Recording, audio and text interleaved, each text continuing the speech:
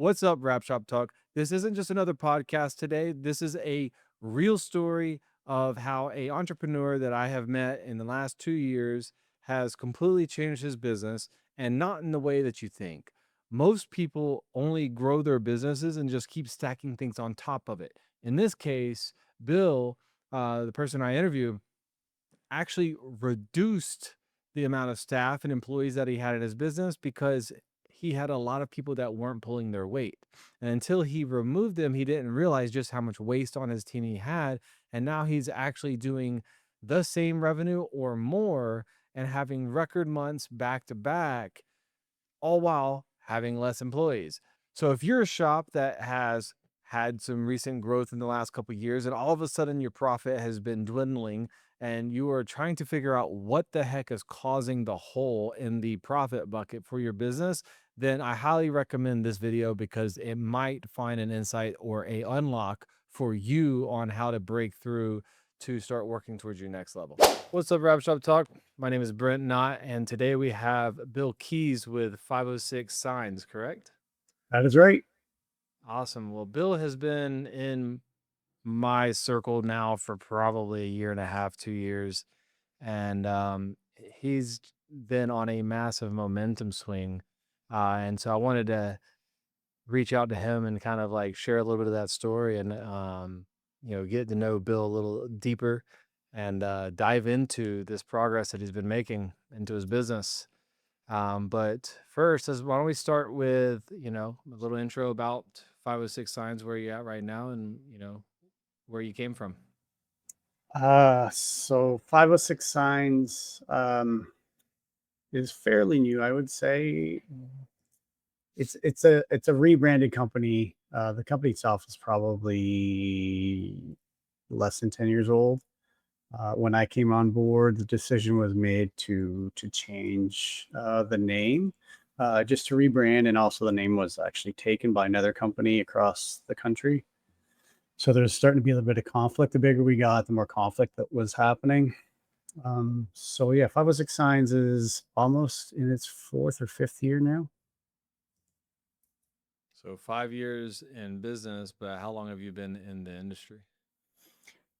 I have been in the sign industry, not so much wraps, but more started off in commercial signage probably since around 2001, roughly. I mean, I've lost track.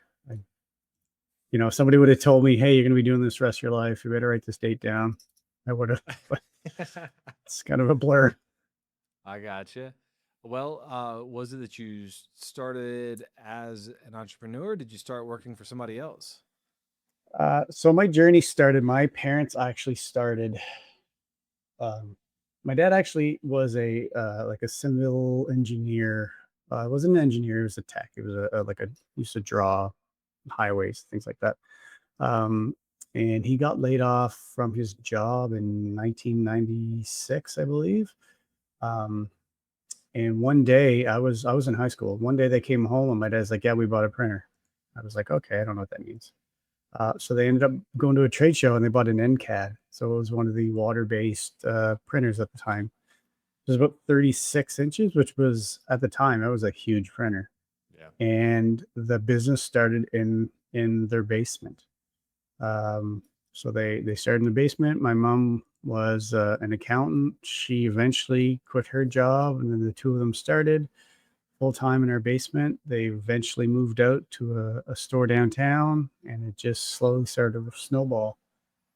I graduated high school, went to college to be a mechanic. So I was actually working in another province here in Canada as an apprentice, working my way up to be a licensed mechanic. Um, I was living with my girlfriend at the time. We had broken up, and I was like, "Do I want to come home? Do I want to stay here?" And my mom called me one day. She's like, and at this time there were about 5 people, 4 or 5 people. She said, "Listen, our receptionist just left. Do you want a job?" And I thought, why not? So I packed up my stuff. I left being a mechanic, and I moved home and started my worked in my parents' sign shop as a receptionist. So I got to learn how to talk to customers, answer the phones, accounts payable, accounts receivable, ordering, relationship with vendors. So that's kind of where it snowballed. And then at some point in time, their production guy needed help. I started helping him, and I was pretty hands on. I slowly just took over that role. Fast forward, I don't know, maybe 10 years, we had a larger shop operating, two or three solvent printers, a flatbed, CNC table. We were up to about 10, 12 employees.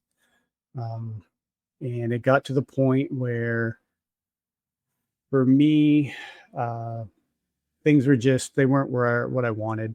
I saw the writing of the wall, things were slowing down. So I actually left and I went out west here in Canada and again, completely changed careers and was working in the oil patch.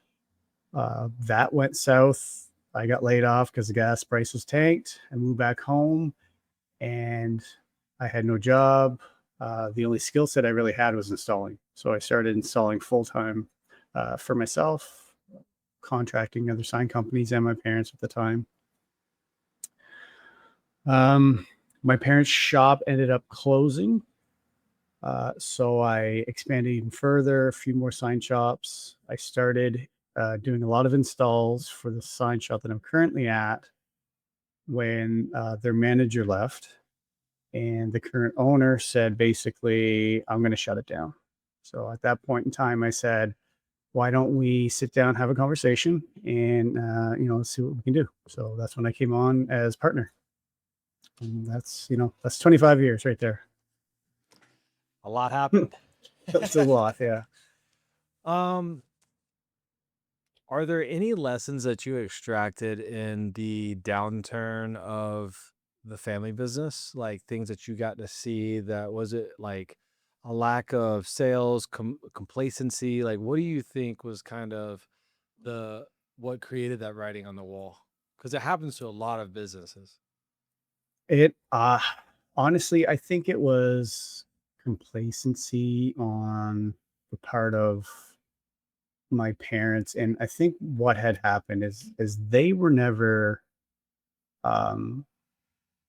taught in business. The company grew and they just kind of went with it, right? Every time there's an opportunity, they pursued it, if it was the right opportunity or the wrong opportunity. And I think it got to the point where um, overhead was just too large. We had multiple printers. We had, I don't know, it was 6,000 square feet, 10 employees. Like when things start to slow down, like it has a snowball effect and things really take place. And it was too big for, what the market at the time can really, provide for in our area. Right. So Okay. So it was just a little bit of ignorance and a little bit of complacency. And it's yeah, and it was, again, it wasn't, they were never formally trained. Like when I look at now the resources that I have now as a business owner and like the people that you can reach out and talk to, that wasn't there 10, 15 years ago. Everybody was, neck and neck, tooth and nail, fighting for business. Wasn't a really big sense of community. It was hush hush. These are my secrets. Those are your secrets. Because at the time, you learn by doing. You didn't learn by going online and watching a video. So if you learned something, you kept it to yourself and you use it to your advantage. Um, so it was such a cutthroat environment. I feel that the more aggressive companies just kind of took over the market. I got you. Well, so then once you started installing, I mean, how long were you installing for this guy before you guys partnered up? Uh, on and off for a couple of years, and again, it was installing here was kind of touchy. There was a couple companies that were interested into it because they didn't have the installers. Most I'm in a small area, it's not really heavily populated. So when you go around to a small sign shop and say, I want, $100 to put that graphic on that store window when they were only going to charge 120 to do it themselves. Like, it was a pretty tough market to crack, but luckily, this shop was lacking a decent installer, and I reduced my rate to get in, to get more work, to get, I was getting 20, 30 hours a week by the hour at the shop. So I was becoming almost an employee, but like a contracted employee. Hmm. I got you. And so instead of just saying like, "Well, oh sheesh, that sucks," you decided to step in and say like, "What can we do about it?" And you already had a client base potentially that you wouldn't have had to deal with. Did you see those as advantages, or did you just like the owner? Like, what prompted you, do you think, to step in and kind of challenge the owner like that? It was because I found the the business itself was busy. They were doing a lot of interesting things, but they didn't have, like, the manager that was there at the time really didn't have any background in signage. Um, she originally went to school to be a designer, kind of popped into this role and didn't quite know how to run a sign shop, didn't, know how to use the equipment, or like, basically she was just an extra body. So I found there's a lot of inefficiencies. Um, and it's one of those things that, now as a business owner, or you feel like when somebody knows something, but they don't want to say anything because it's like, well, I'm not getting paid for that. I kind of had that animosity at the time. So when the opportunity came, I knew that, I should probably jump on it, because the owner, again, he's a business person. He had the sign shop. It was paying for itself. It had a couple employees. It was a business to him. It was running. He had no interest in it. And he's still really, my partner. If I wasn't here, it wouldn't be here. So, that the opportunity, and just I saw the possibilities, I guess. Yeah. And did would you say that that has been an advantage for you, of jumping into a business that pre-existed versus starting from the ground up? I would say so. Yeah, 100%. I mean, they had equipment. I did bring some of my own that I had, stockpiled on pallets in my yard. They had a clientele list. They had facilities. They had money, right? For lack of a better term, where you're not kind of, scrounging and putting things on credit cards.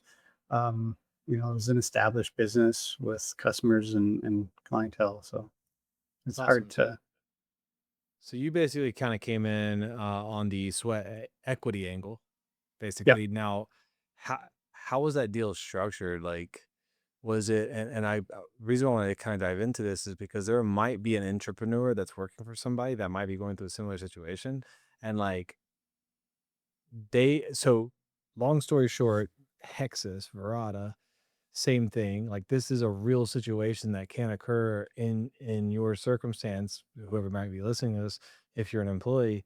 And Hexas was going to shut down their America's line. It just Hmm. wasn't doing well or something like that.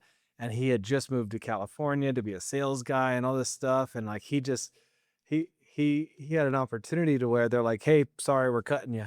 Just like you in the oil field. They're like, "Nope, Yeah. like this isn't working out. Sorry, we gotta go." And he literally took all of his savings, everything, and just says, "I want to buy the license." Yeah. And he's crushing it right now. And so Hexas is massively established. Like, that's a monster in itself, but like, you can find somebody with a pain point and create a wedge for, a gain. You had a entrepreneur that had a business that was doing okay, and then all of a sudden it wasn't. It would suck to take the losses, but business guys are like, whatever, and they just Yeah. move on and do the next thing. Your true sophisticated business guys, they just like, okay, cool, mark it up as a loss, let me make it up somewhere else. And you're like, nah, like, I would prefer to keep my job too.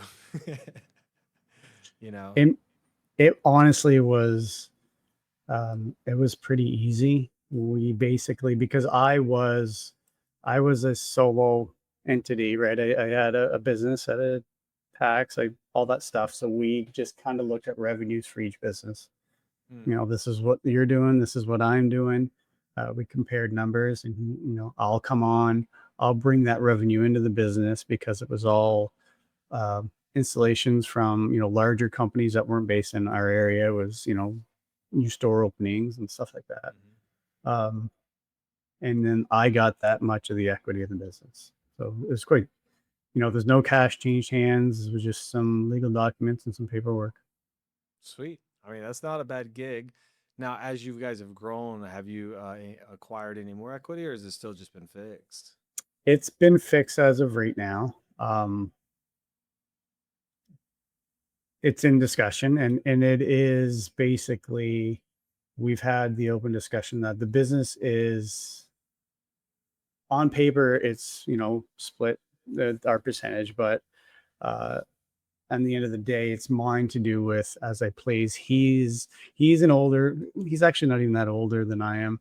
Uh, but this is not something he's interested. He does have several other businesses. He's doing this as a mature business person does to help another, new business person coming into the area. So he is helping me. He's kind of like my mentor in the background when I have questions, something happens.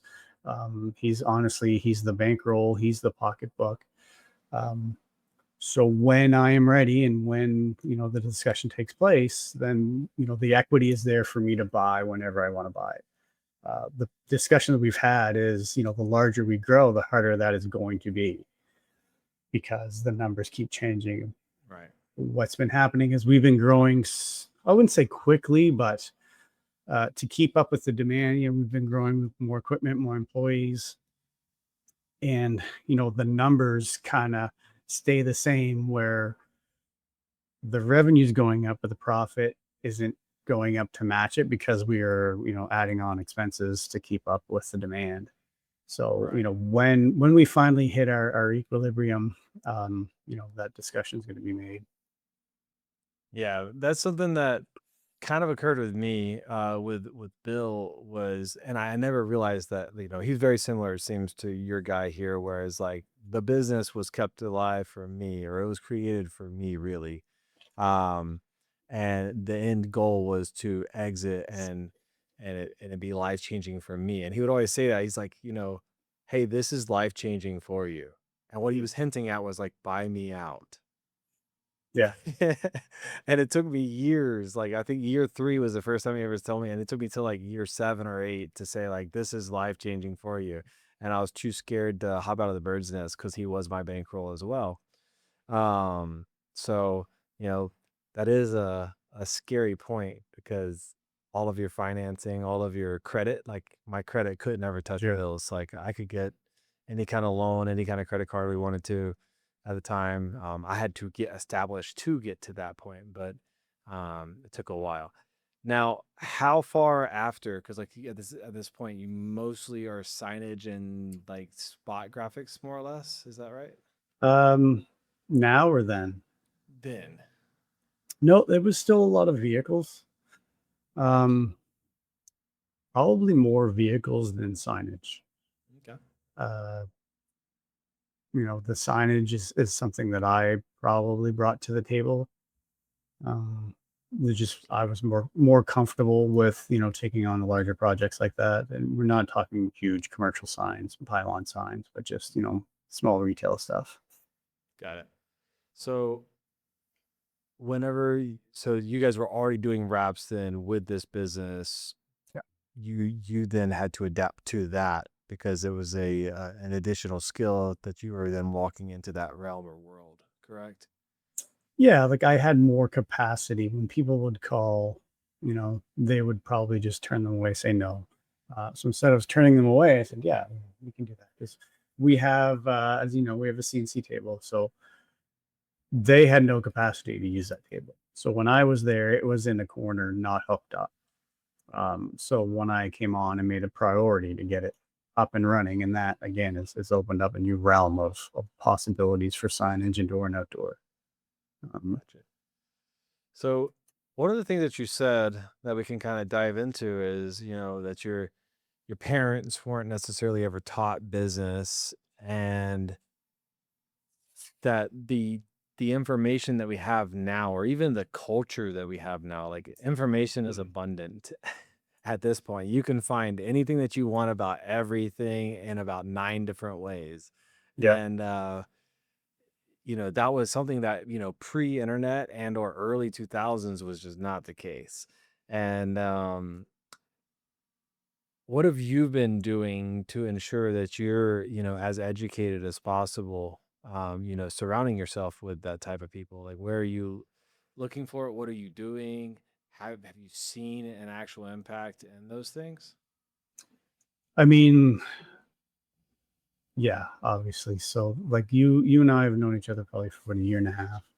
And that stemmed from the decision to go to the ISA show.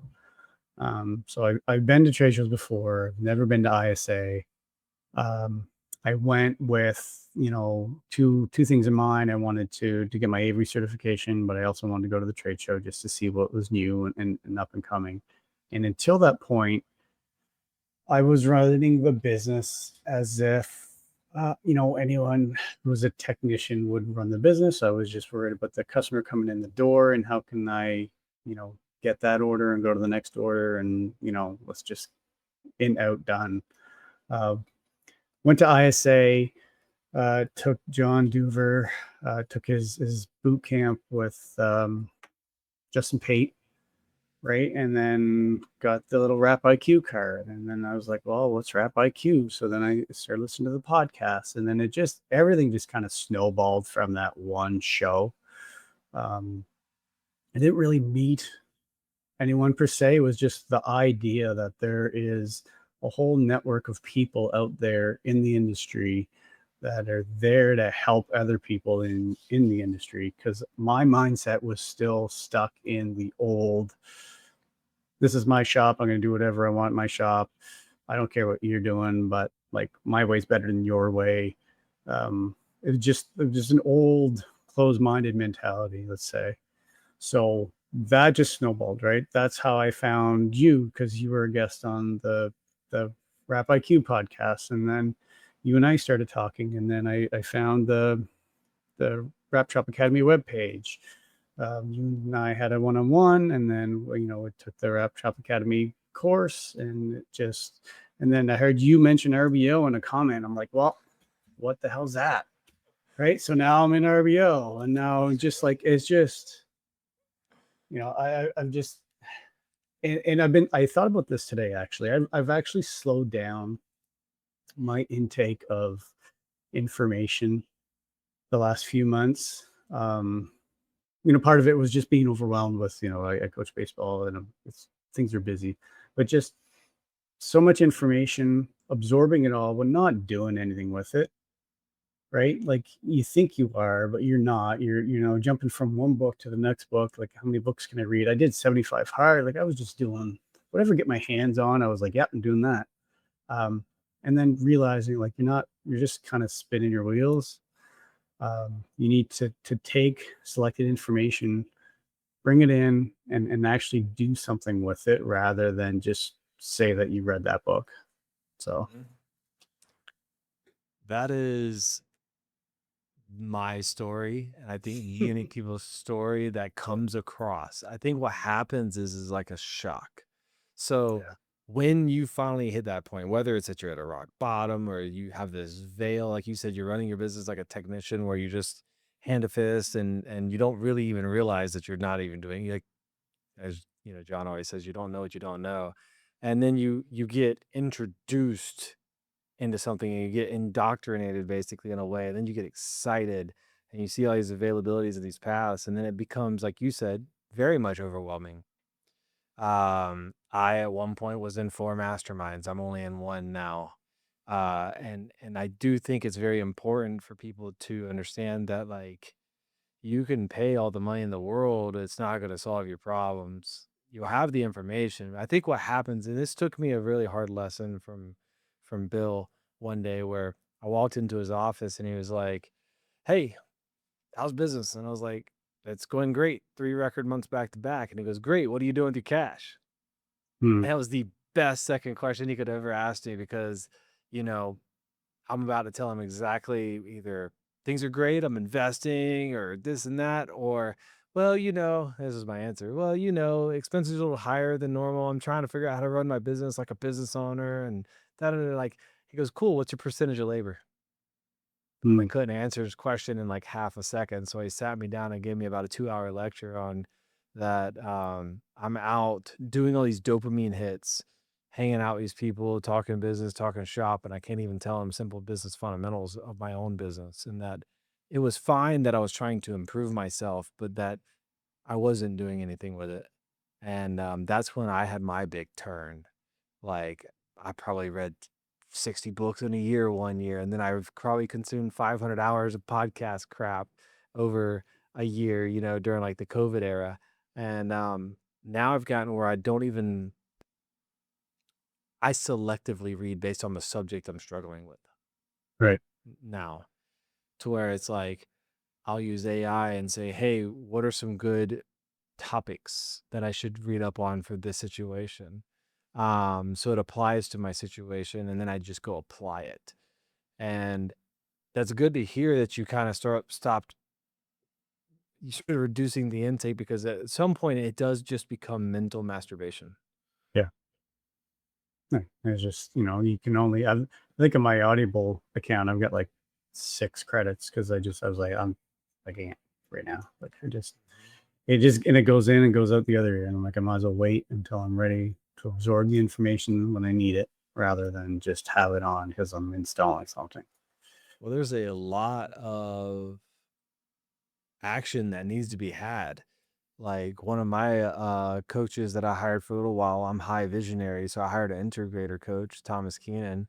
And one of the things he told me is that, like, it takes him a year to read a book Mm, because he's trying to act on what part he's at instead of just reading the book. And so now I've kind of taken like a chunk of that where it's just like I only read the section that I need to hear right now, and then try to just massively act on that for a while. put the book down. Hmm. Yeah. Just to say you read it. Hmm. So that's good to hear. Well, I mean, so right place, right time, and that then for educating yourself is you just kind of challenge yourself to go see what was out there, and then just took off like an addict for a moment. Yeah. I mean, and it's kind of in my personality is just to dive headfirst, 100% into things like that, especially if they're, beneficial and, on the path that you want to go down, right? Like even like just getting into personal development and just like talking to people, like anything like, I thought was going to make, myself better from one day to the next. Um, just to come to the realization that I was just kind of spinning my wheels, and it might be good for, yeah, you made one day in 2 days, but can you do it for 7 days or 14 days or 31 days? Like, can you do it for 6 months? So don't go all in and do something for a day or two if it's day three you're going to switch and go do something else, right? I mean, it's good to try and experiment and do different things that you think are going to be productive, but you know don't just change everything overnight. Yeah. I think it's important for you to audit, because it's dangerous too. You hear that this person, like, I'm somebody that definitely puts out a lot of information of like what I do, but that your situation might be completely different. Yeah. And Yeah, that's the exactly. problem. Like, Yeah. I have a lot of empathy towards that. A lot of people hear it for one to one of what it is and try to act on one to one of what they heard. And that's not the case. It's what was the fundamental practice that was involved with this, and how does it apply to me? Yeah. And if anything, what I've kind of learned, and I take this because, we've just gone through, I coach baseball. So I've been coaching a bunch of 13 or 14-year-old boys and trying to instill into them that, everything you do, if you can just learn discipline and consistency, that's going to go. It's not just the baseballs or anything you do the rest of your life. If you say you're going to do something, just do it. If you can show up consistently over and over and over again, in the manner and the means in which you want to pursue. Like that is just huge. So don't pick unrealistic goals that you know deep down inside you're not going to be able to maintain. Just start small, be consistent, and grow as as you go down your path. So, Yeah. I mean, that's so Trevor with RBO, and that's why I stay in that group basically is because he took the what is his name? Not Ed Milet, but the other fella. Um, he took his words to heart, which is show me oh, your last 1,000 days. Andy Frisella. Yeah. So he took Yeah, Andy Frisella's, show me your last 1,000 days, and I'll, show you what you're made of, kind of thing, and like or where you're headed. And if I he really, lives it. he lives it.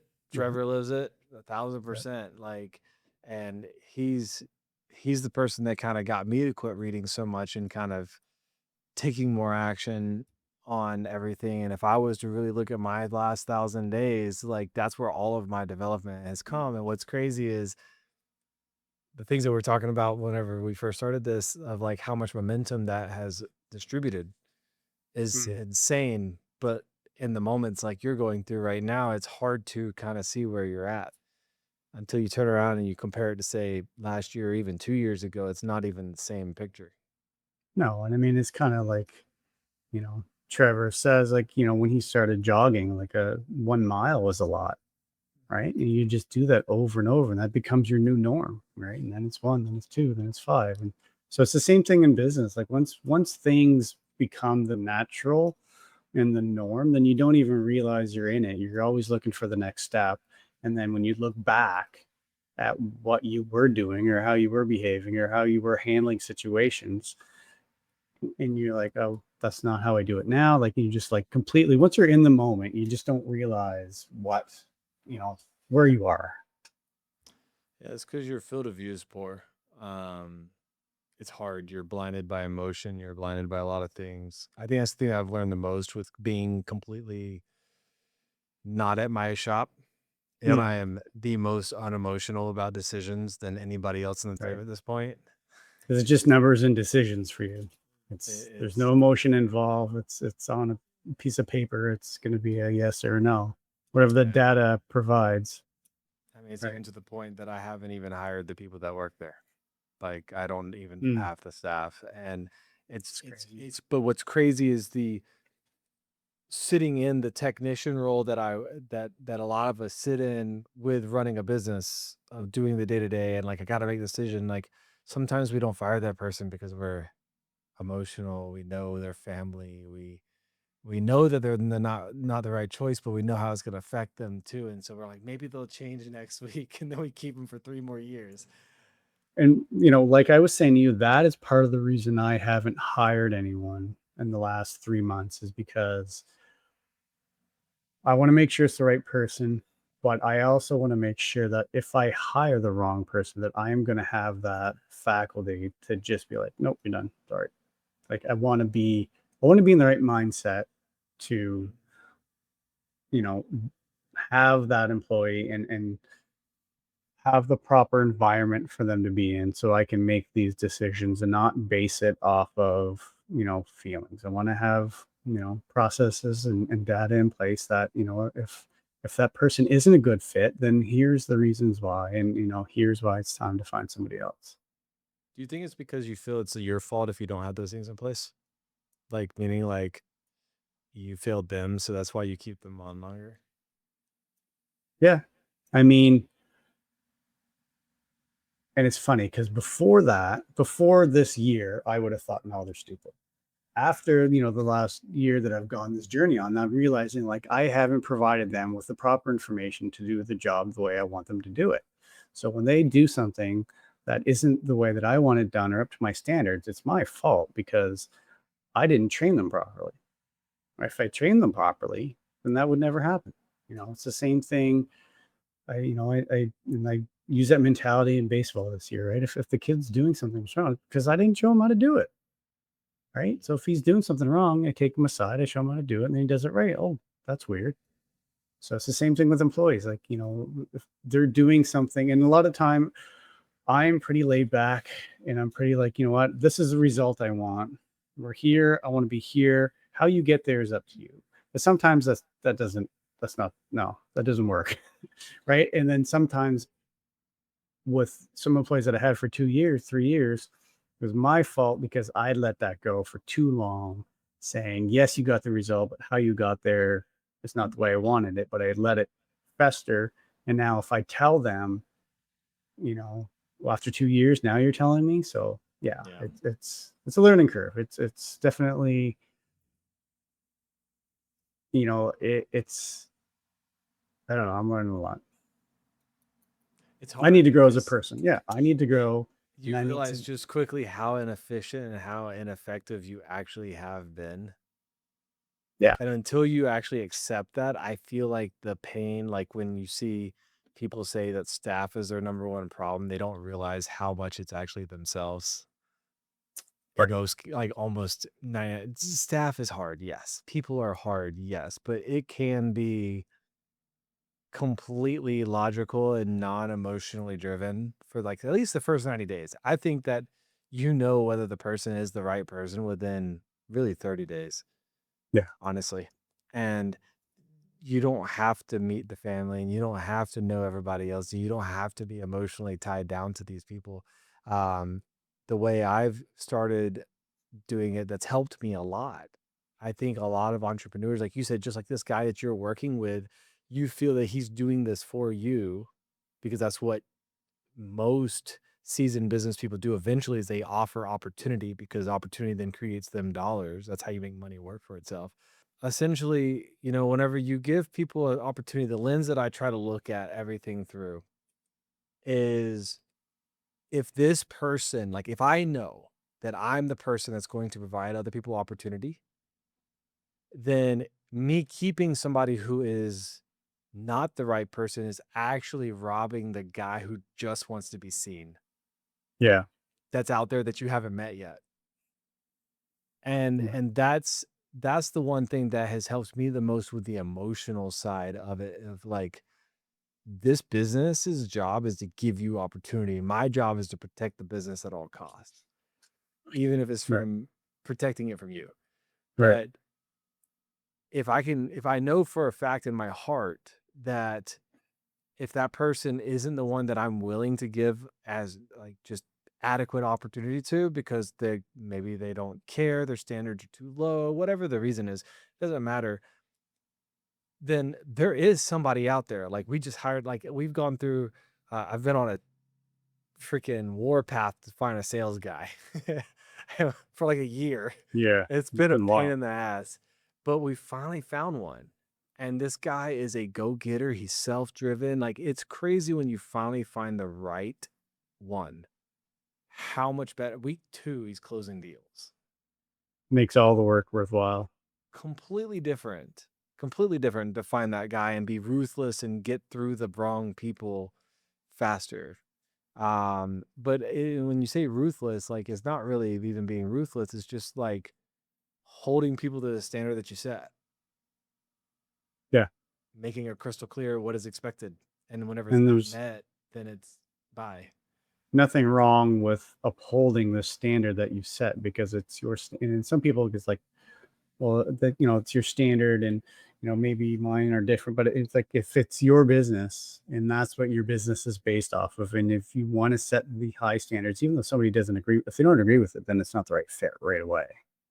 Yeah. Like, What people don't realize with standards is I don't remember who said the quote, but basically it was I want to say it might have been um I can't think of his name. I know exactly what he looks like, but I can't think of his name. But at any rate, he basically said that, the person that you're with every single day is yourself. So you might as well not lose yourself's trust. yeah, Because how many times you say, like, oh, I'm going to go do X, and then you don't. yeah, And if you oh don't yeah, do it with yourself, then you're not going to do it with staff. And that's where I think a lot of people that's why I went so deep into the endurance and like that type of stuff is because I had a horrible standard for self. I mean, the root of all of it is I didn't have standards for myself. And once I sure, started doing that, I elevated my standard for myself. And then like when you do 75 hard, you notice that you get really snappy around day 50 or 60 when you hear Mhm. excuses. You're like, shut up. I don't want to hear your excuse. I'm over here doing all this crap and still getting my job done. And I'm getting fussed at because I don't have any time from my significant other.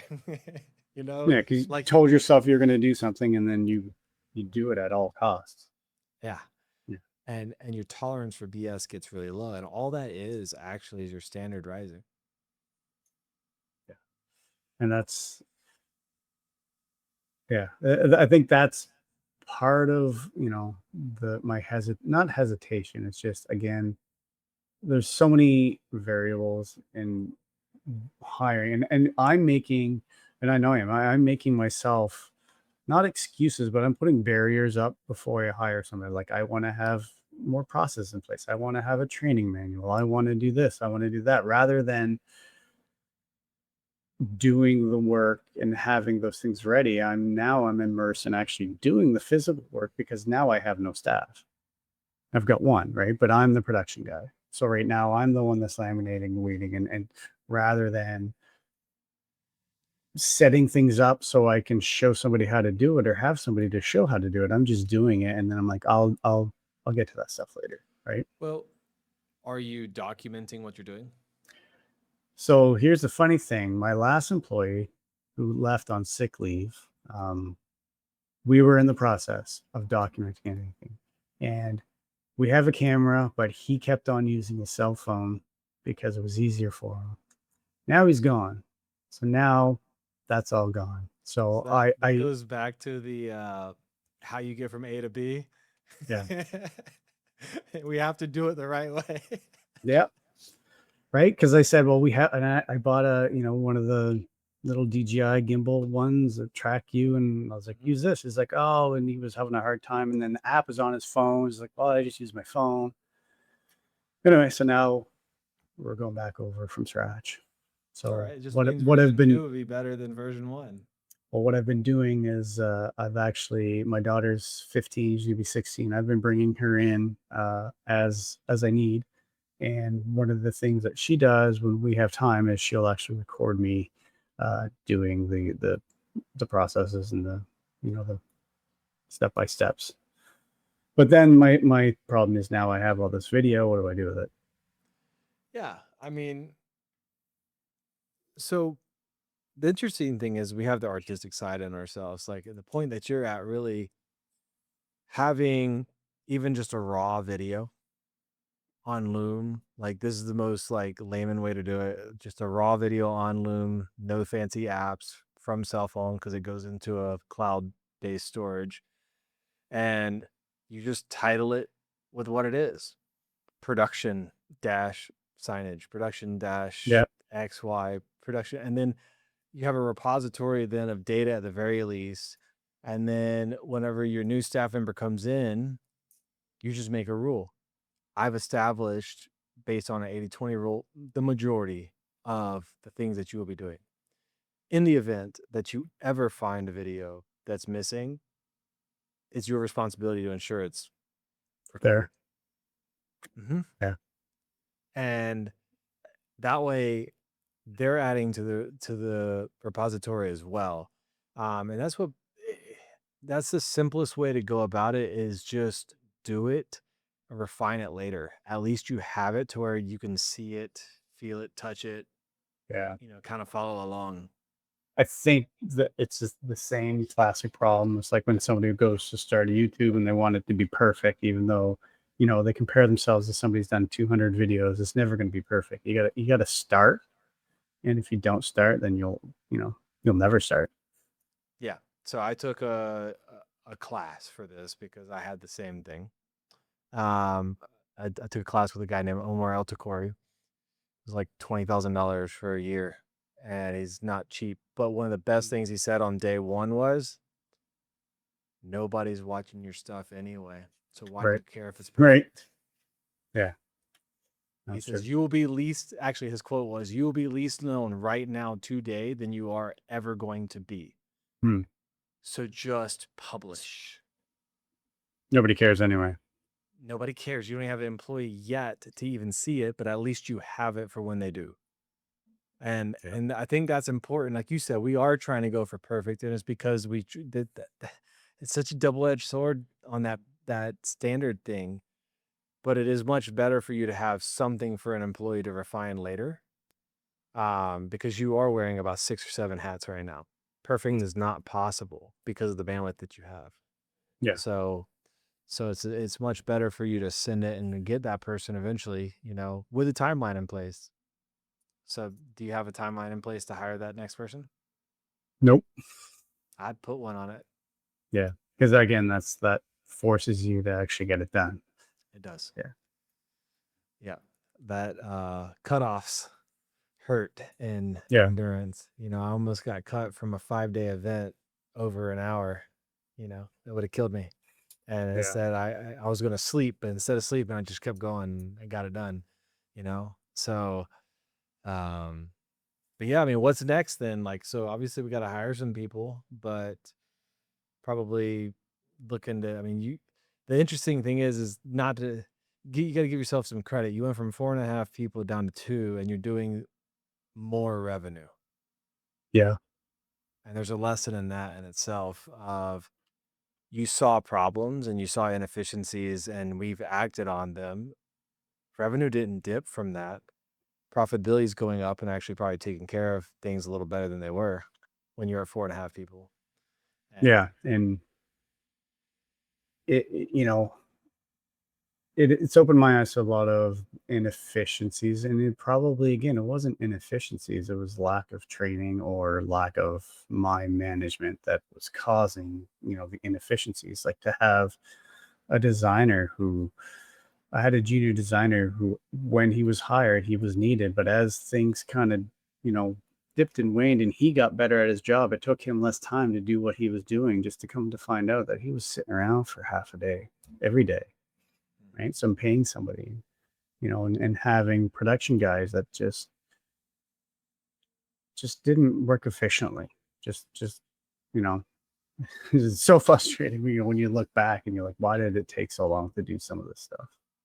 oh yeah, I have a joke where I literally, um, I think business, some of it, I don't know about everybody, but for me, um, I never left my business. So the only actual, like, not even necessarily friendships I had, but only social interaction I had with people when I was in the thick of it was with my own staff. And it was a way of like validation for me of like, look how good I am. Mm, Praise me, you yeah, know, a little bit. And so I would have staff that I would actually have hired that would then ask me questions on purpose to make me work for them. mm, yeah, right. That's how bad it was. Just because they knew that you would jump in and do it. They knew that I would jump in like a crackhead, man. I would just jump in and do it. Yeah, And uh at my highest point we had 9, 10 of people, and we're down to like 6, 7. We've like doubled or tripled since then. right. And just massively more efficient. It's So just finding the right people. what would you what would you tell yourself 2 years ago that you know now? That like, Oh man, probably just to this. be patient, right? Like, everybody says it, and I mean, some people get it, and some people. Everything just takes time. Like, nothing happens overnight. Part of the thing that I'm doing right now, I think, is I've kind of ventured into a new realm of the construction signs, right? Which required, a new printer and some learning. And naively, I did have high expectations of like jumping in at my feet, just boom, gone. And come to realize, like, it's just like I've got to develop a whole new clientele base. Like, I need people don't know, like, nobody knows. Just because I have a sign shop and I wrap cars, people don't know to come to me for these other things, and it takes time. And the fact that once I realized, like, this isn't going to go anywhere for 2 or 3 years at the rate I'm going, right? With two people, me doing the Facebook ads and making the signs and, doing the invoicing and doing the estimates and sweeping the floors and cleaning, like, it's going to take years. So just not the anxiety of thinking that it's going to happen overnight and any day it's just going to take off. Just knowing that it's going to take a while and being okay with that, and it's worth the wait. And it'll be done the right way rather than, pushing things through and just trying to look busy or be busy for the sake of being busy, being okay with the fact that this is going to take a while and I'm in it for the long haul. Yeah. I think that's why vision is important because it is a lot slower than we expect. I think it's actually humbling how much slower than it, because if it goes fast, typically things kind of You're going to be able to handle it. you can't handle it. Yeah. Like we were picking apart a brand promise that I was working on, me and Brad Rapone, my partner, and he's like, we do if we do that and it like hits, like, because this is a really strong promise on this offer, then like we have some serious inventory needs, we have serious staff needs, like for growth, like this could be, so do you have the foundation to even support the massive pains or struggles that's going to be attributed to the massive growth that a lot of us want, and most of us aren't even as you say, aren't even tempered for that situation in the first place, whether it be with money or even patience or the resilience of your mind, because it'll drive you crazy. Yeah. Well, like example is a couple of months ago, just after I was down to two employees, we had a record month. We did, first time we've ever done $100,000, Oh yeah, and it was congrats. two and a half people, and everyone thinks that that's the level they want to get at. And I hear stories of you and other guys that are doing these large fleets. Sounds great, very romanticized, but when you get that, and all of a sudden you're like, well, how in the hell am I going to wrap like six cube trucks in a week and a half as one per, like, just all of a sudden you're like, that sounds great, but I can't handle it. And that was a month of 14, 16-hour days. And looking back, like, yeah, it's nice to look at the numbers, but that you can't just jump in. Like, I couldn't maintain that. Yeah, it's a pressure cooker in a way. I mean, it takes time to temper yourself for that. And I think it's the right way to do it, which is growing slow and effectively with a strong foundation. And then obviously seeing opportunity and jumping on it when it does arise, when you feel that you have a good enough foundation to run that pursuit for like a year or two. But then you really have to go back to foundational because you broke a lot of stuff in that growth. Right. Right. That's what we've been in. We broke a lot of stuff and it's painful and it hurts. And you have to get through that. And then like you said, it's very romantic to hear 200, 300K months, 400K months, but it comes with a lot of baggage and you better be prepared for it, because if not, it can crash a whole lot faster. And if you don't have the proper processes in place when things like that happen, you find out awfully fast. Yeah. Right? You find out, that you're inefficient, or things break down, and things don't get done on time or the way you want them to, or, you've scheduled vehicles to arrive and the prints aren't even ready. Like, things break down pretty quick if you're not set up properly. And you don't have the time to, you're trying so hard to solve the client's problems that the clues don't even stick out to you. It's just like, get shit done. Yeah, because you don't, like, again, you don't know what you don't know Hmm. until it happens. Then you find out. But I think it's awesome though that you've proven the point that sometimes it's better to, I went through it. I think a lot of us go through it. There's cycles in business, and a lot of people think that like it's like linear like this, where you're going on an upward trajectory, but like, and we sometimes we attribute like I'll see people comment like I got 15 employees. It's like that means nothing. I would Yeah, rather that's have your shop with an RPE of 250K, a mm, revenue per employee of 250K, than to have a shop with 100K per employee, because their margins are nothing. They're probably like speaking Spanish to each other. What I mean by that is like everybody speaking a different language. There's probably not a lot of process. There's not a lot of fat on that team, and it's probably massive chaos with massive expense. yeah, like, you can have $1 million shop, but if your profit is 5%, like, Yeah, what's the point? yeah, So I don't know. It's I find the last couple of years just working with intention right? Instead of just going through the motions, working with an intention and a goal and a process in mind, like not a, like just a, like I told you before, like saying no to things that don't fit my wheelhouse because it's not the direction I want to go in. I'm not saying yes to everything just to bring dollars in the door. I want the right dollars to come in. That way, we're moving in the right direction. We're going a mile deep rather than a mile wide. Yeah, and that's hard to do. I mean, because I think that's what a lot of a lot of shops do. They don't understand what they really want 5 years from now, and then so they're like, "Yeah, I'm gonna offer 10 PPF ceramic coating when the signage, vehicle wraps, removals, XY." Like, do you know how hard that is to scale? Well, because yeah, like you need all the infrastructure and gear and know-how and just to handle everything well and do it profitably, and have a reputation. Like I have a friend who does that. He has, a detail shop and he does tint and he does, pylon signs and he's a small shop with a couple people and he had a heart attack like a year and a half ago because he's just going a million miles an hour. So you And said profit. I've been calling it peace lately. peace, yeah. Well, Like, I'm trying to find some. So if you know where I can get some, but simplicity is peace, man. Like you saying no to some of those jobs that we're talking about, where you were literally on site. You yep. took the job and then you said, "Sorry, man, like this doesn't fit my line of work or scope of work for my Mm, vision. Like you got to find somebody else to take care of that." Like you protected your peace. yeah.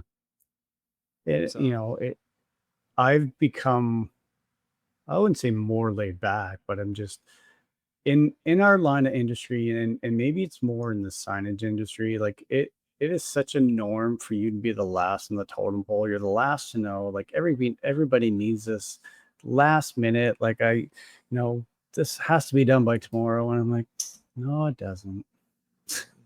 Like, nobody's gonna die. Like, just because you forgot something doesn't mean that I'm over it. absolutely. I'll tell you what Yeah. And Gemini told me one those are the time. people that don't want to pay anyway. Oh, 100%. So Gemini signs, back when I was in Yep. the mad dash of everything, Gemini, I asked them, I was like, "Can I pay for a rush order?" And they said, "No." I was like, "I'll pay you anything. The customer wants it." And they're like, "No." Yeah. And they're one of the largest sign distributors on the planet, probably. And been in business over 100 years or something like that. And they said that basically if they accepted rush orders, then every job would just be a rush order. Right. Yeah. No, it makes sense. So they Right. just don't accept rush orders. Man, as soon as you get So, known for it, then it becomes the normal. yep.